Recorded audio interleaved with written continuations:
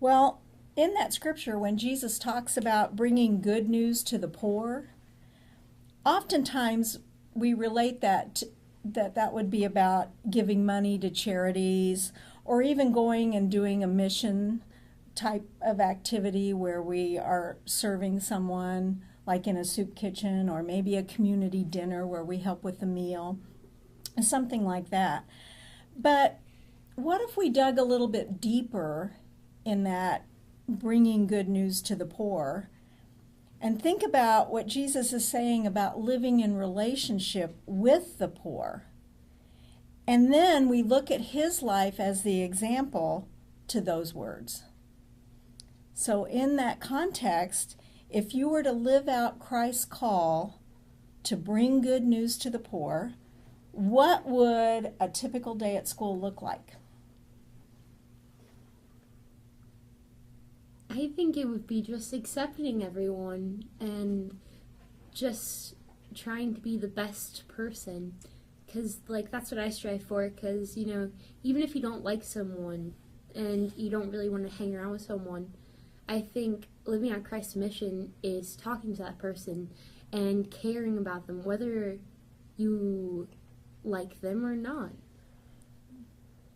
I think what I have kind of goes along with yours is that, it's doing the little things that God puts in front of you every day.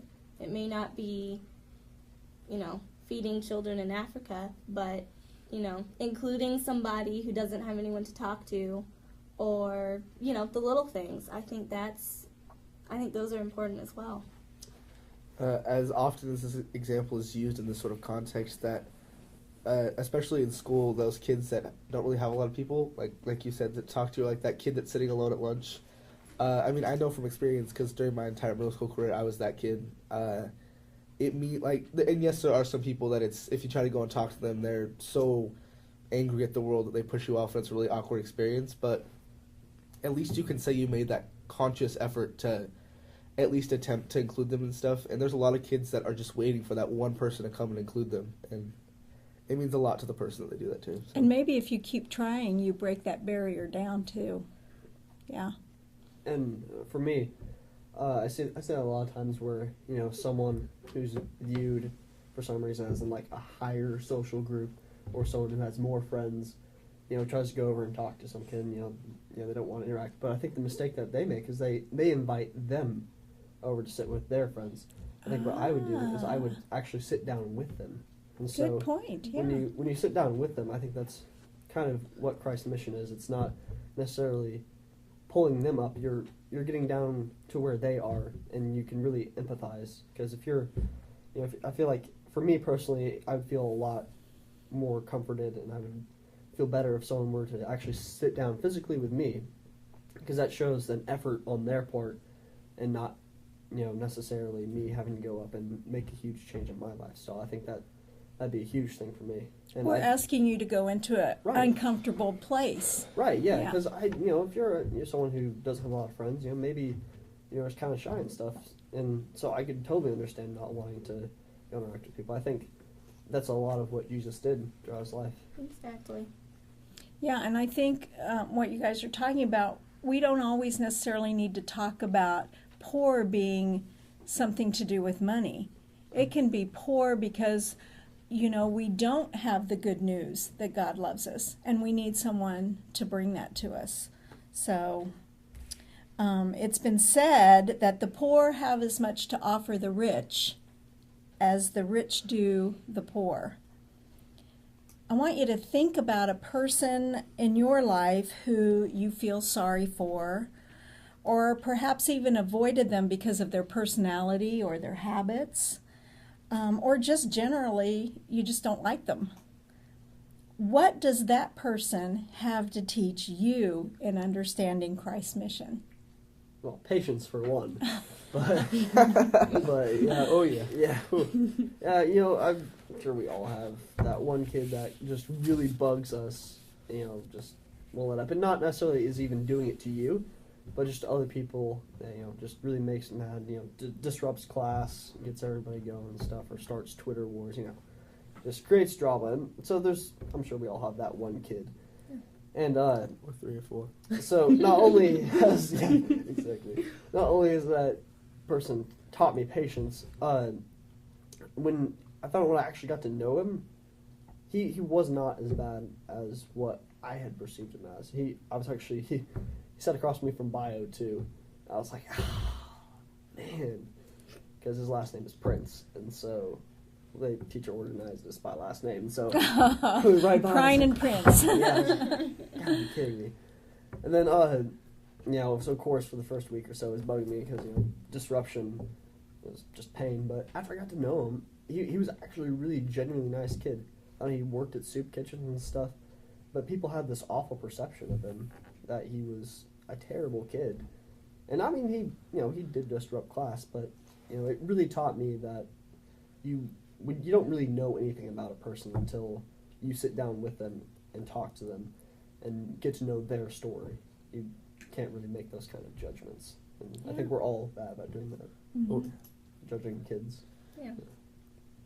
There's this boy that I met freshman year. He was in band with me when I was still in band, and freshmen are horrible people, judgmental wise. Like freshman year has got to be the hardest because everybody's so, I want to be that cool kid. Yeah.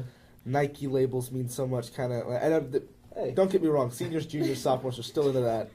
Let's say I'm It's like, too Nike. I personally got out of that phase Nike. after freshman year, but from what I saw, freshman year was at least the worst for me. But this kid, now that I know him, he's the sweetest, most genuine kid you will ever meet. He played clarinet in the band, and he didn't really get the concept of playing within the sound, or being quiet at all.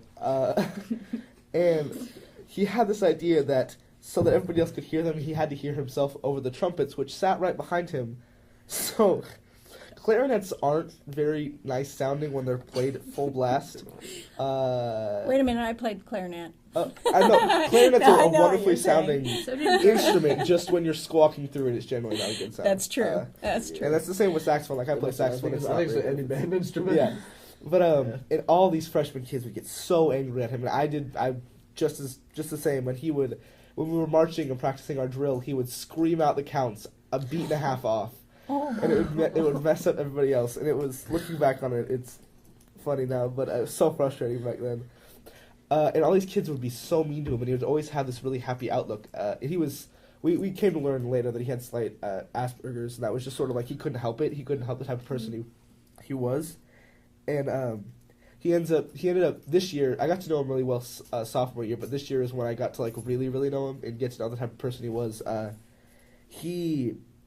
Beginning of junior year, there was that stereotypical popular group did that whole like, oh, this kid's weird, let's pretend we're his best friend kind of thing, and he doesn't get it, but everybody else does.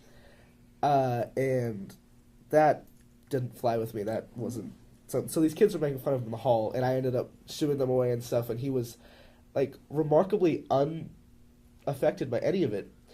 And I asked him because he interacts normally with people. I asked him what his secret was to all this, and he told me that no matter what they have to say about him, he's comfortable enough with himself that whatever they have to say doesn't matter.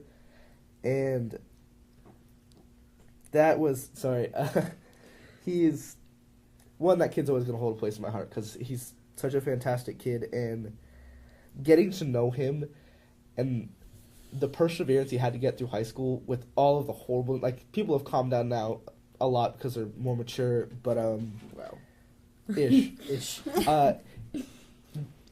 If I hadn't taken that step to get to know him and get to know the type of person he was, one, I don't think I would be the type of person I am now, because after he told me that, I kind of just went home and I don't looked at my life kind of like, I'm not going to try to say like I had this big epiphany. No, it just, having that outlook to not care what anybody else has to say, one, helped me with my performing because I stopped caring what anybody else in the room that was watching me had to say, but it really got me on that path of people aren't always as they seem, and they can teach you a lot more than what you give them credit for. And I had never expected that kid to tell me something that would turn my life around, and with 4 or 5 words, whatever his said, I'm not going to count the letters, just that one sentence that kid said to me in passing basically changed my life, and that was a big impact on me. So I think we've kind of talked about the difference between being financially poor and spiritually poor, and you kind of have, hit on that pretty well. What good news could someone bring to you, to your spiritual life right now?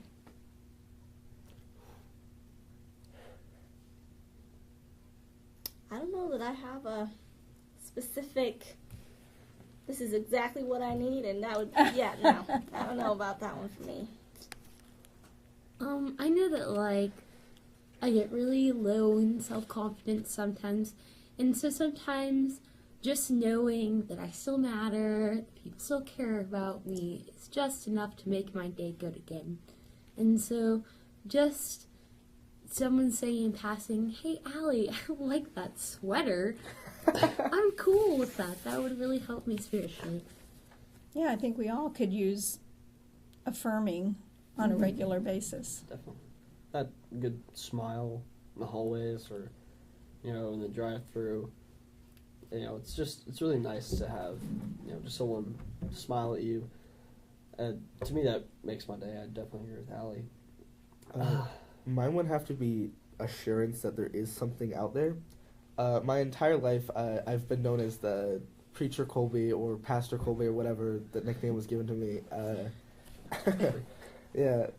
But I've always kind of had a struggle with what I believed, what different religion I thought I was part of, this different ongoing battle that's still ongoing. Still going through a lot of stuff right now, but just that assurance that there is something there and I need to stop worrying, kind of, I don't know. You can definitely see that.